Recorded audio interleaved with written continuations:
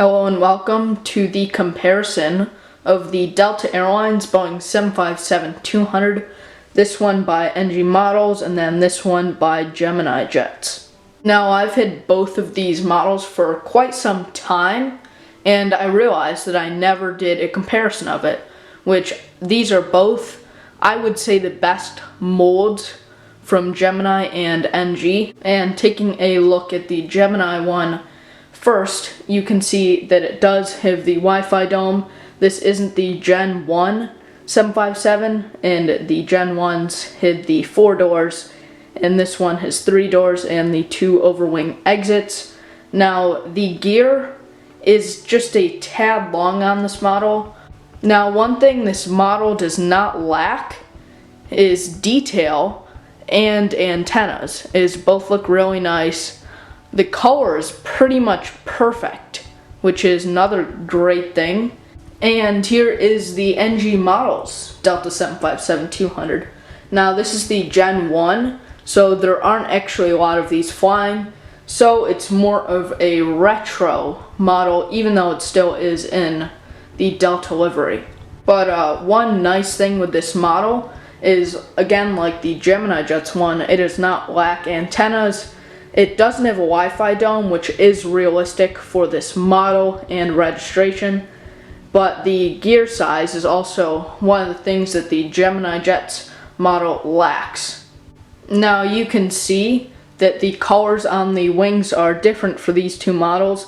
Now I'm pretty sure that they're both right, as these were planes that would have been from different time spans, so the wing color is different. Now, one of the things that I think is the best about the Gemini Jets model is just looking at the wing flex, which normally they don't really do good on the wing flex side. Normally the model has a massive wing flex. I know that there are 737s, E175s, A340s, A330s, and 747s are really the main ones that deal with this.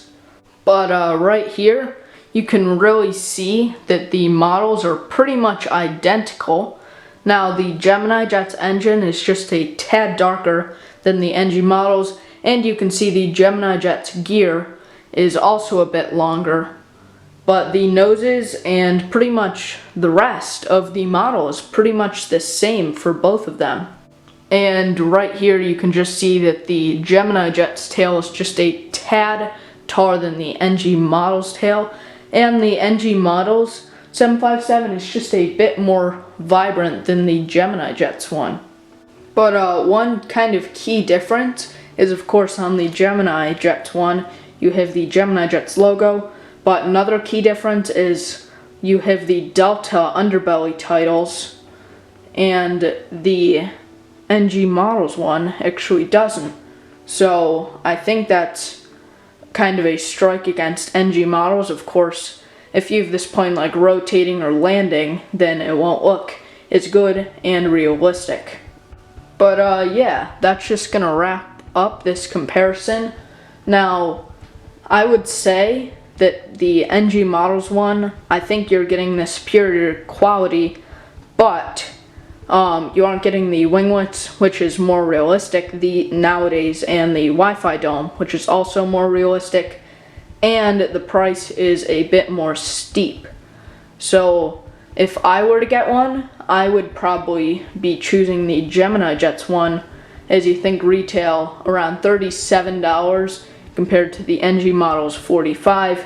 You're saving $8, and you're getting like winglets and the Wi-Fi dome, which would make it more realistic for nowadays. Now, these are really great molds by both companies. Now, the Gemini Jets one, I think it's around tied with the Max mold, but the NG models one, I would say without a doubt that this is the best mold by them. But that's just gonna wrap up this comparison. I know I haven't been very consistent in the recent weeks, but I hope to get right on track again, and thanks for 170 subscribers, which is pretty insane when you think of 170 people that like your content. And that's just gonna wrap up this video, and I will see you in the next one.